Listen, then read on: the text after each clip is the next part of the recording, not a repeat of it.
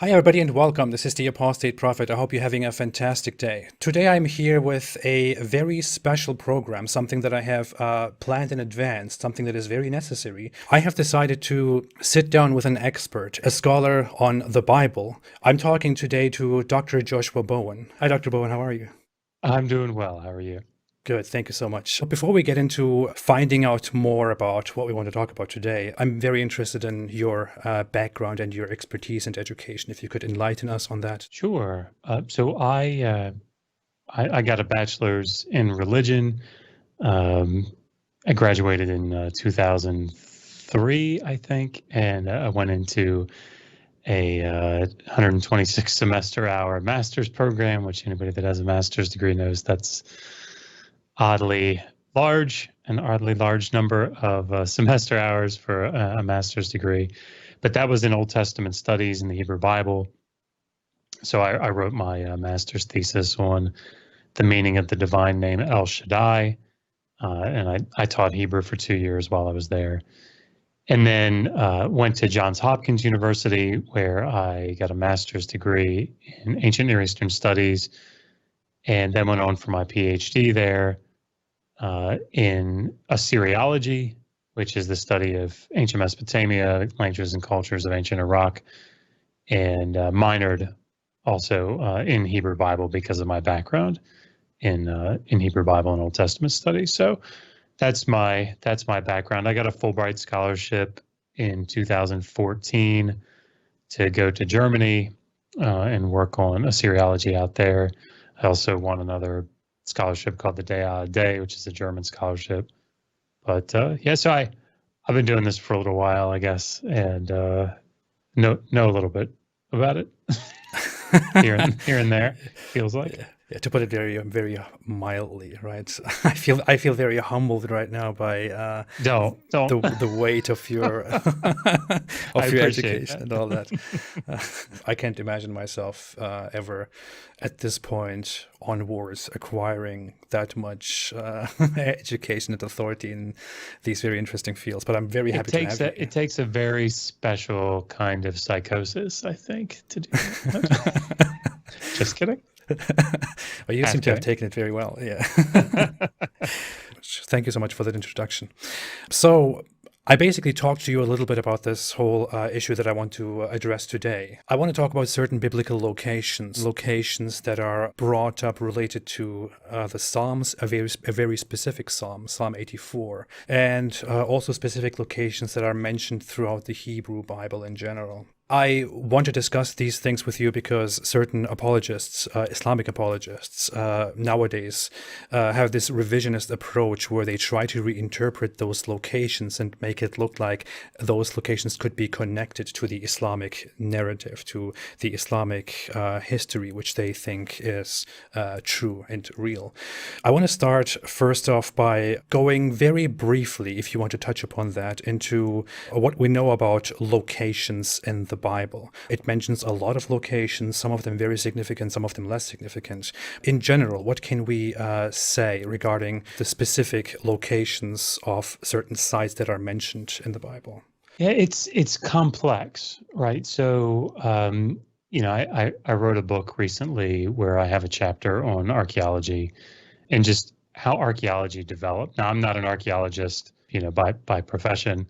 I have a lot of archaeological training, but to get into those types of matters in great detail, we'd want to talk to somebody like William Deaver or Israel Finkelstein or, any number of, archaeologists of Syro-Palestine. But, the study of the Hebrew Bible starting in, over 100 years ago, 150 years ago, even earlier, was very much focused. Archaeology is very much focused on what does the Bible say? What does the Hebrew Bible say when we open up our Old Testament and it says, Joshua fought the Battle of Jericho, and it says that Jericho should be here, then that's where we're going to go dig, right? And that was the idea. They always said they had the Bible in one hand and the spade in the other, and that's how they excavated. And it became clear over time, it didn't always work out quite that way. It wasn't so much that the sites weren't where they were supposed to be.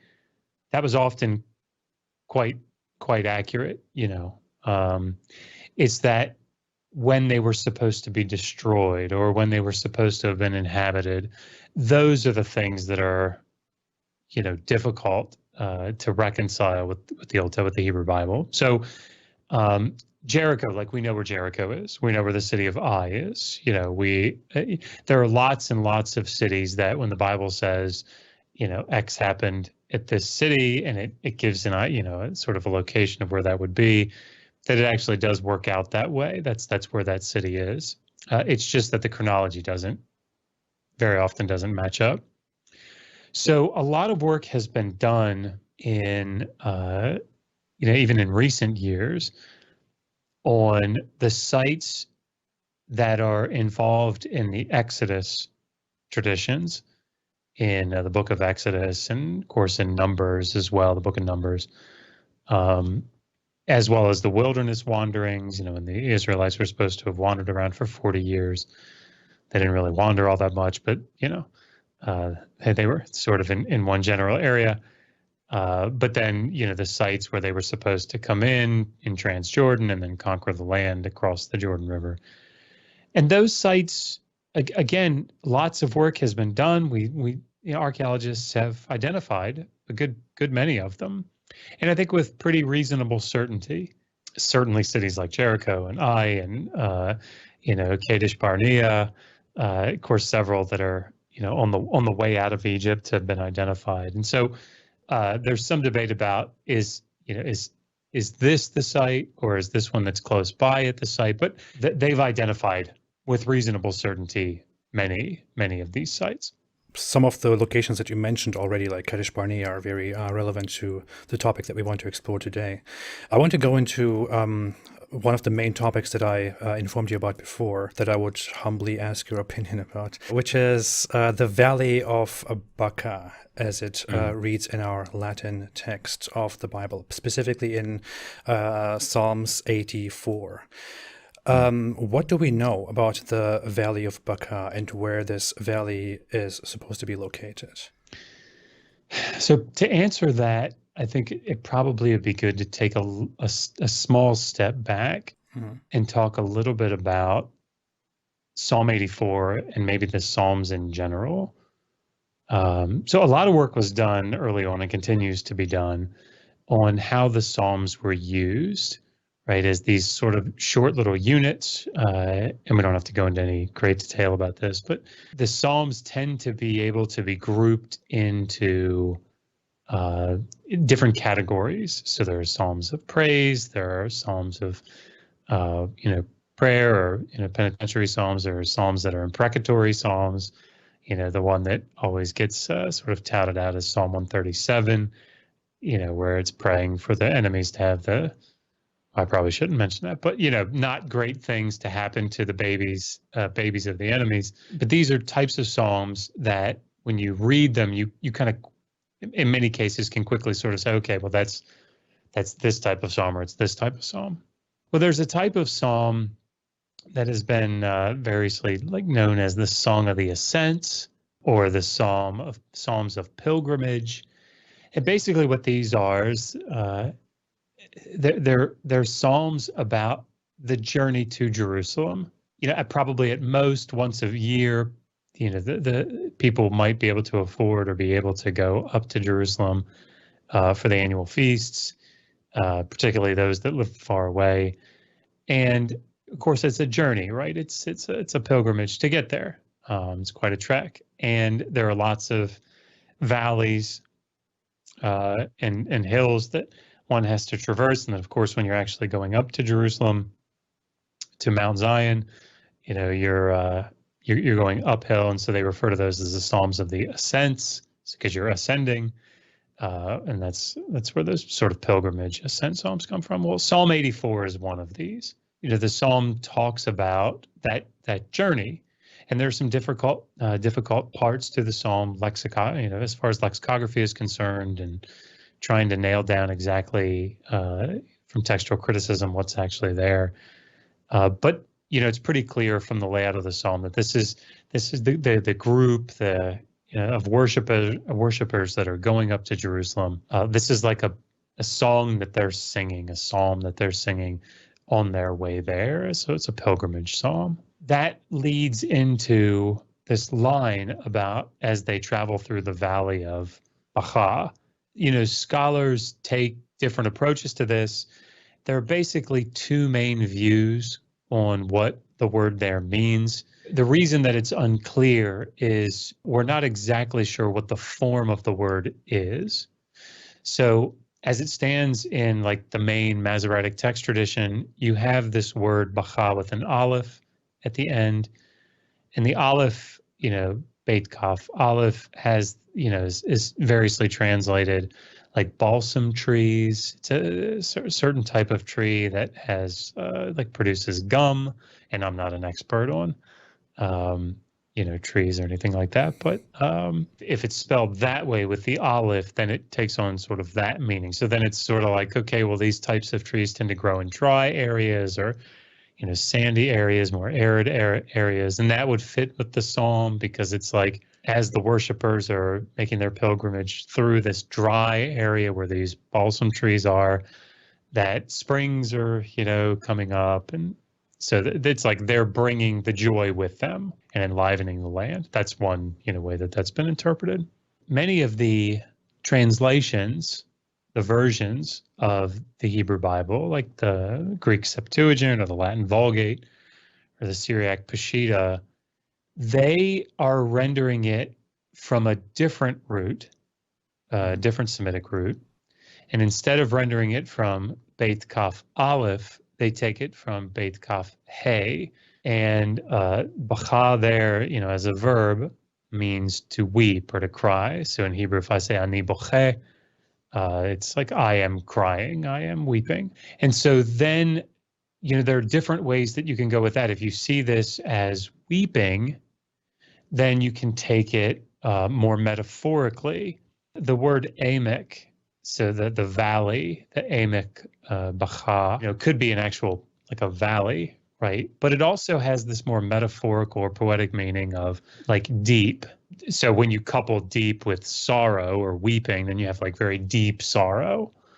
If you don't take the word Bacha to be like a proper noun, the actual name of a particular valley, I think that's probably where there's some confusion in the versions. There's actually something related there. I'm sorry for Sure, interrupting go ahead. there, but that the text says habacha, which some say should be referring to it as a noun and as a proper noun, probably. So if you look up the way that proper nouns are used, quite often there is no that word, that form ha on the front is like al in Arabic, the definite article.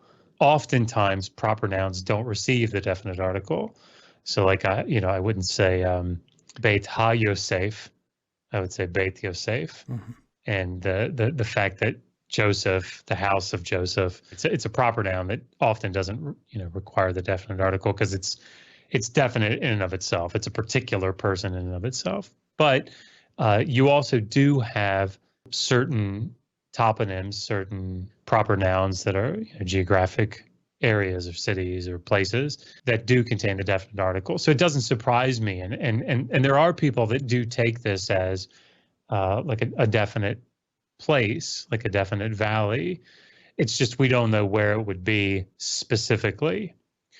And we have certain, as far as I understand it, we have certain valleys throughout the Bible that are often not mentioned to refer to a specific place of great importance, but that are mentioned simply as in poetic form as part of the narrative.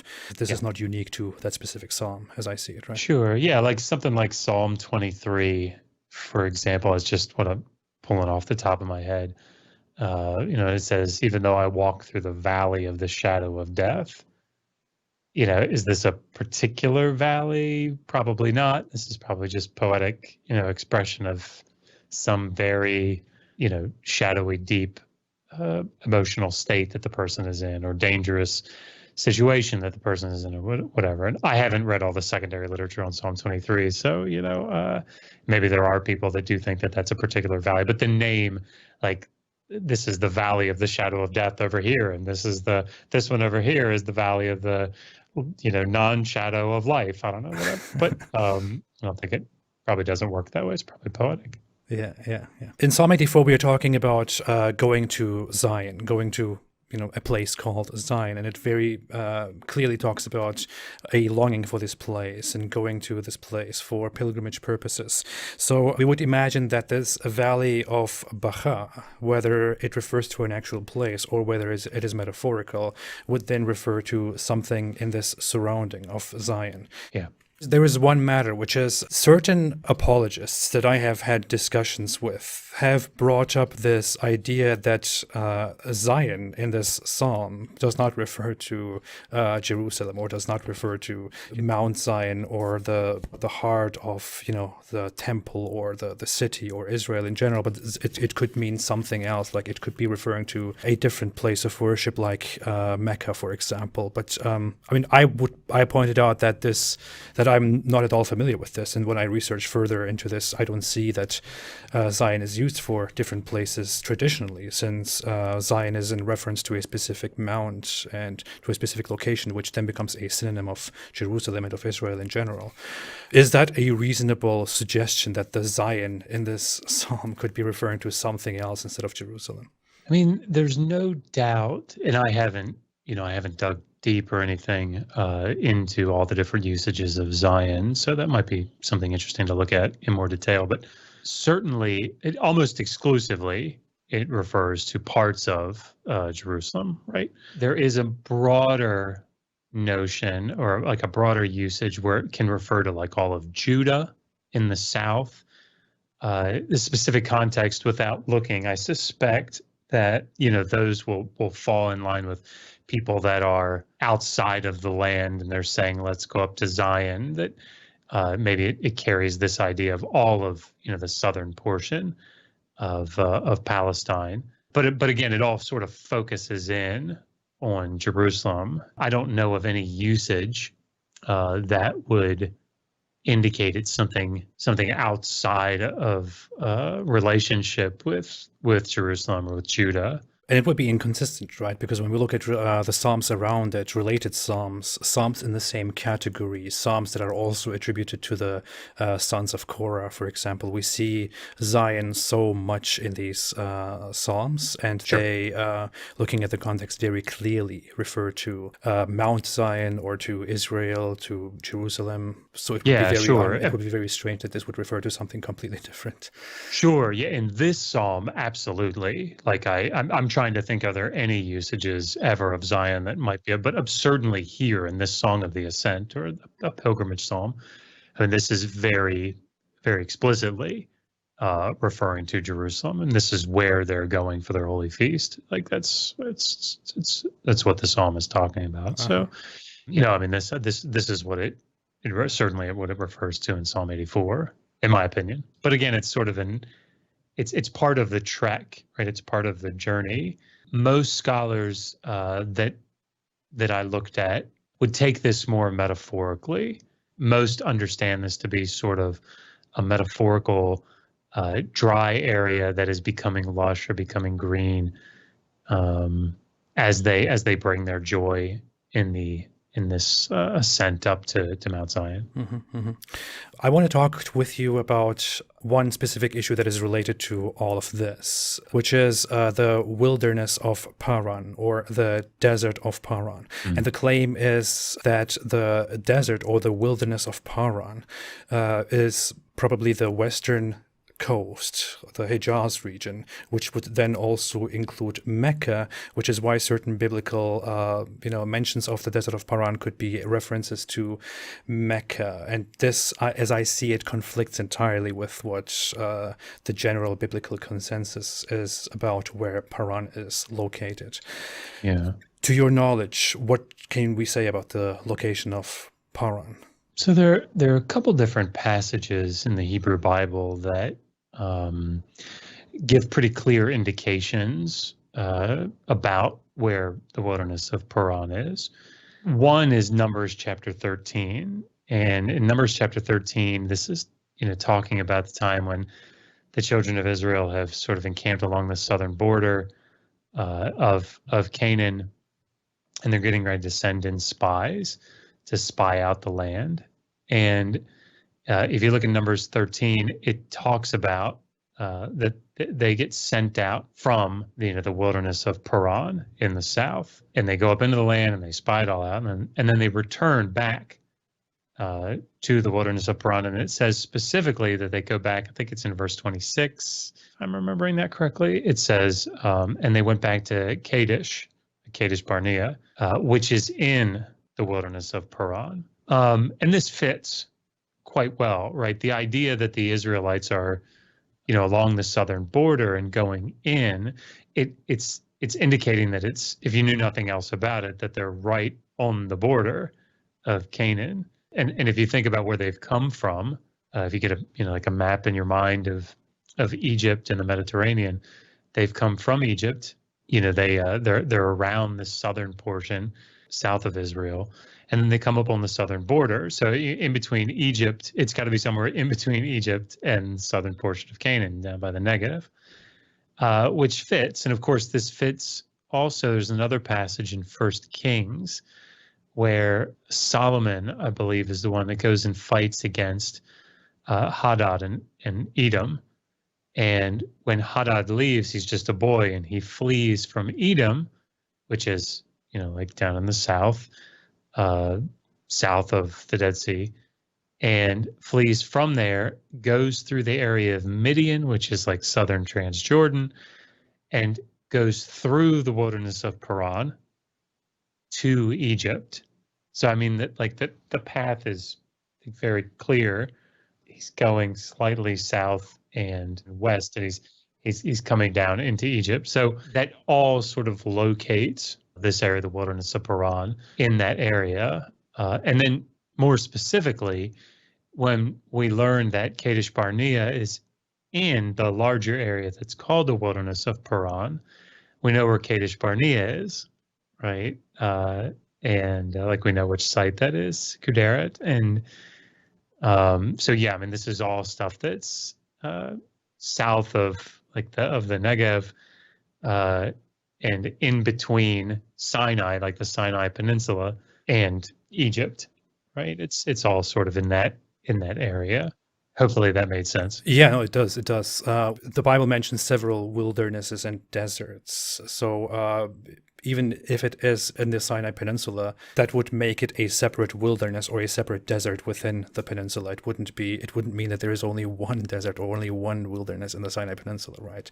Yeah, and I mean, I think it's really important to recognize that following this, return of the spies, that the Israelites are then sort of doomed to wander around for that generation.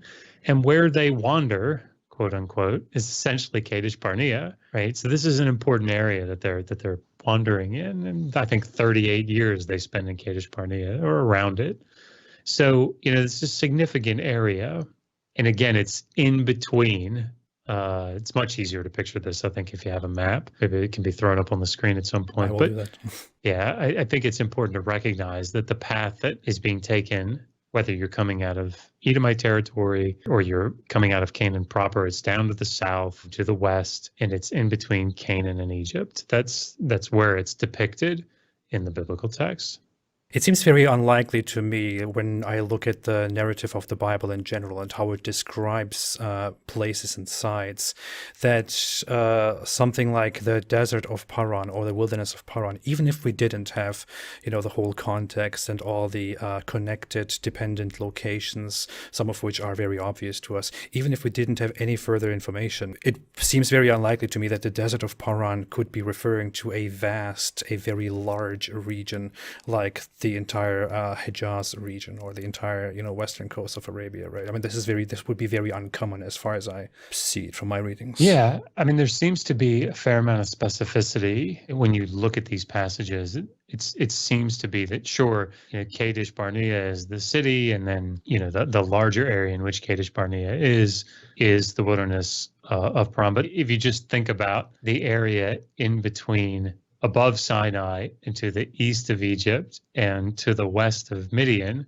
I mean, it's big on a map, I guess, depending on what you're talking about. But I mean, it's very much a localized region. And I think that if you're trying to make it into an area that's larger, it sort of bucks against it makes the journey odd for somebody like Hadad coming out and then going somewhere else and then coming back up and going to Egypt. It doesn't seem like that's what they're intimating in the text, if that makes sense. Yeah, absolutely. That's very helpful.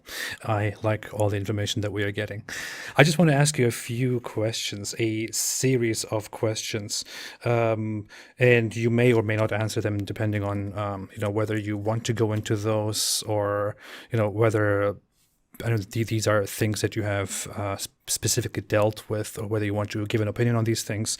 In your opinion, or to your knowledge, or just going by reason, do you think there is any possibility that the Israelites throughout their history, which is, somewhat recorded by the Bible, had any big relations with a place that is very far south, like Mecca, for example, as we know it today? Did you ever know of such a thing or hear of such a thing? Yeah, nothing is coming to mind. And Mecca's pretty far south. Uh-huh. Yeah, not that I know of, but I haven't looked into like trade relations or anything like that. If that level of relationship would be relevant, that wouldn't surprise me in any way that there's trade relations. You have to think the two major highways, the Way of the Sea and the King's Highway, run through Israel. So if you're doing anything down to the south, or if you're doing anything up to the north into Anatolia and Mesopotamia or further east, chances are it's going to come through Palestine. So it wouldn't surprise me if there are trade relationships, but I don't know of any mention in the biblical text. That's none that stand out to me. That probably didn't help at all, but It absolutely did, actually, because I mean, even the lack of knowledge of such a thing just, points more toward the idea that, there's probably not really much to it. But of course, this is a discussion that we can wholly go into at some different point, if you would like to.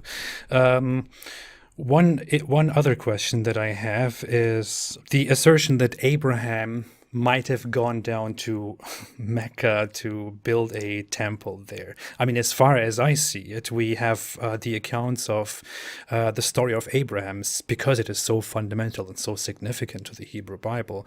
We have them all very much laid out, and there are maps made about these things. Is it conceivable to you that he would have gone down there to Mecca to build a very significant temple? There's certainly nothing in the text of the Hebrew Bible that would lead me to believe that would have happened. Genesis is pretty clear in the stories that it tells, about where he was and what he was doing. So, coming from Ur of the Chaldees, not that I would say, just to be clear, not that I would say that's necessarily historically accurate, because I don't think that it is, but, the way that the narrative portrays it, he's coming from the east, coming into Canaan, wandering through Canaan's, building tents, and altars and all these things. He goes down south a couple of times, but then comes back up.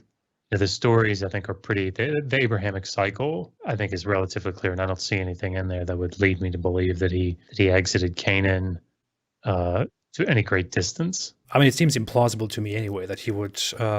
The narrative would be the Islamic narrative, or the narrative that that Muslim apologists would suggest, is that Abraham, under the the authority, the command of Allah or God, went down there to Mecca to build the first house dedicated to God there in Mecca. I mean, it seems implausible to me that such a highly important thing would have no mention at all in biblical scripture, and it would also seem implausible to me that after doing that, he would just again go, up there to the to the regions now known as Israel, and to just pursue the rest of his life there. Yeah, I mean, I trying to play devil's advocate.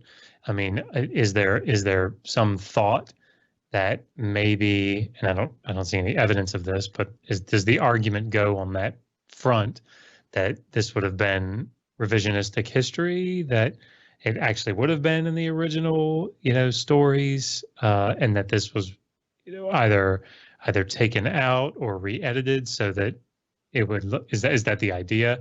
'Cause Yeah, it depends on who we're talking to, but the general assertion is Okay. made, and then there are certain different methods to explain the inconsistency, the discrepancy between the Islamic accounts and the Jewish or the Hebrew accounts of this issue. Yeah, I mean, I don't know how. I'm trying to be fair, in my thoughts here. That doesn't seem plausible to me. Um, because I think we know a fair amount about the editorial history of the Hebrew Bible, particularly the Pentateuch, particularly that section of the Pentateuch.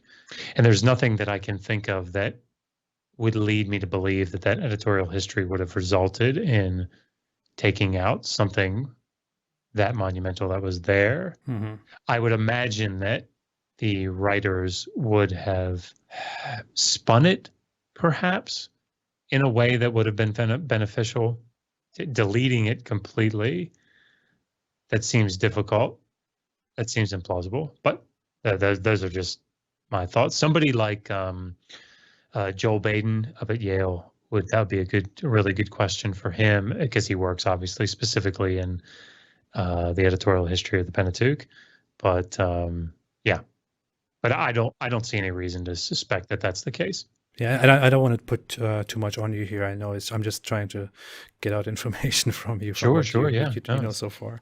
I will be very honest with you about what I don't know. So that much you can count on. That's very much appreciated. Well, I love having you here, and I want to have you on here again. One last question. You don't have to answer it, as said.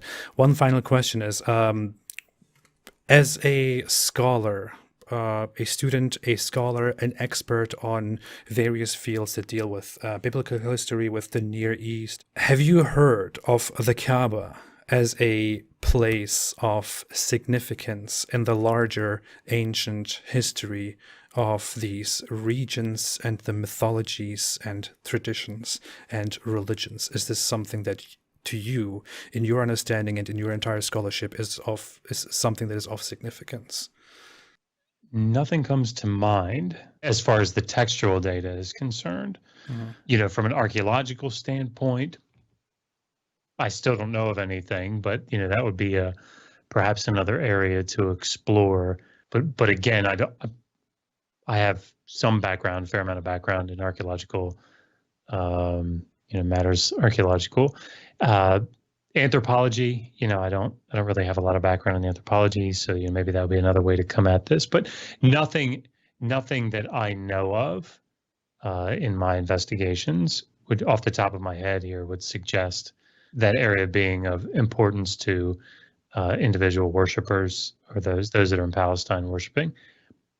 Nothing that I know of, or of it being a place of importance just in the broader ancient Near East. Nothing that I know of. Mm-hmm. This is already very enlightening. I mean, you might not see it as such, but getting these responses just confirms what I, very, very much know and very much expect. The lack of information, the lack of knowledge about these things very much confirms the idea that there is probably not much significance to the whole thing. And but this is definitely something that I think can be explored, and I would definitely be interested in reaching out to you and getting your help again in various matters in these fields. Sure.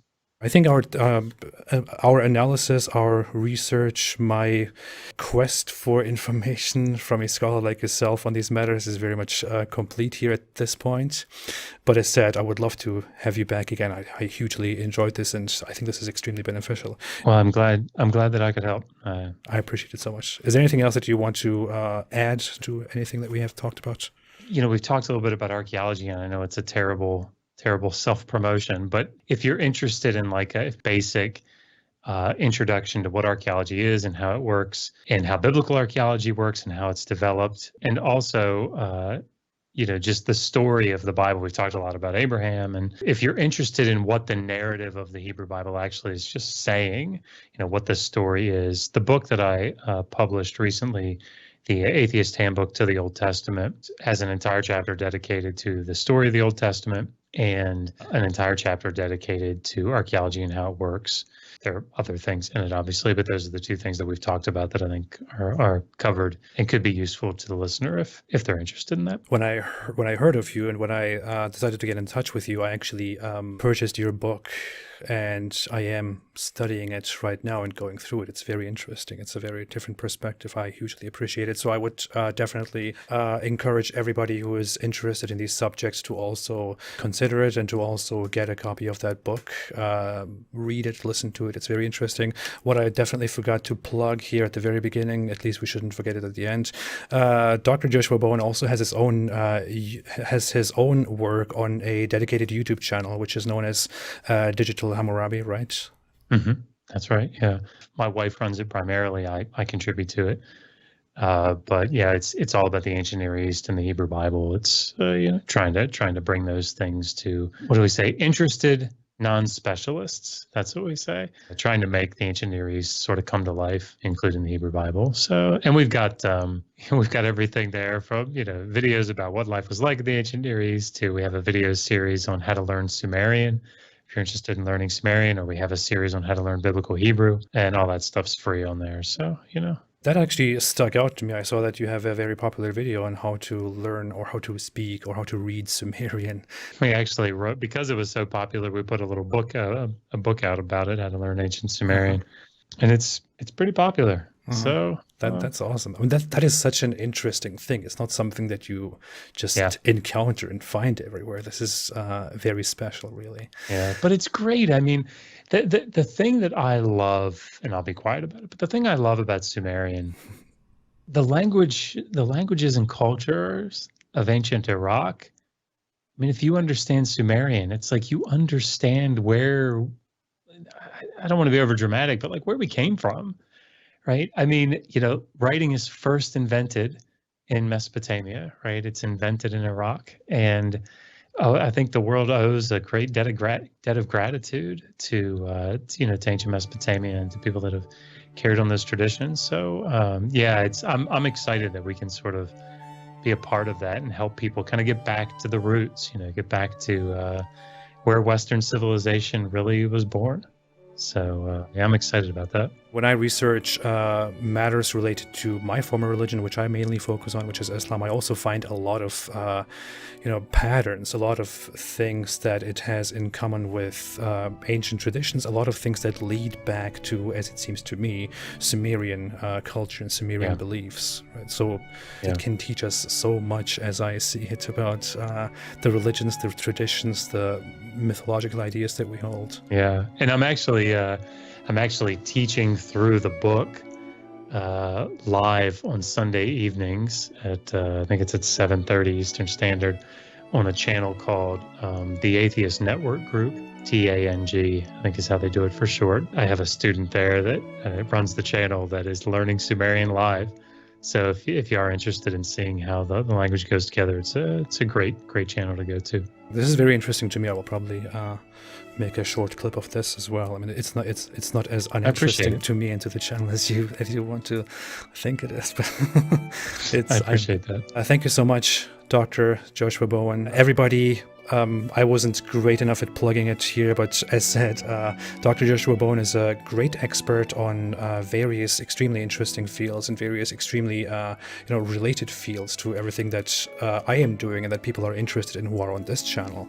So you can purchase his books, you can buy his recent book and read it. It is very interesting. You can go over and visit his YouTube channel, Digital Hammurabi. You can subscribe to that. Please go ahead and subscribe to that. It is hugely interesting, something that the world, I think, needs more of. I am very happy to have you here today, Dr. Bowen, and I, as said many times before, I will be glad and happy to have you back again. I appreciate it. Thank you very much. Thank you so much, everybody. Have a fantastic day, and I will see you again.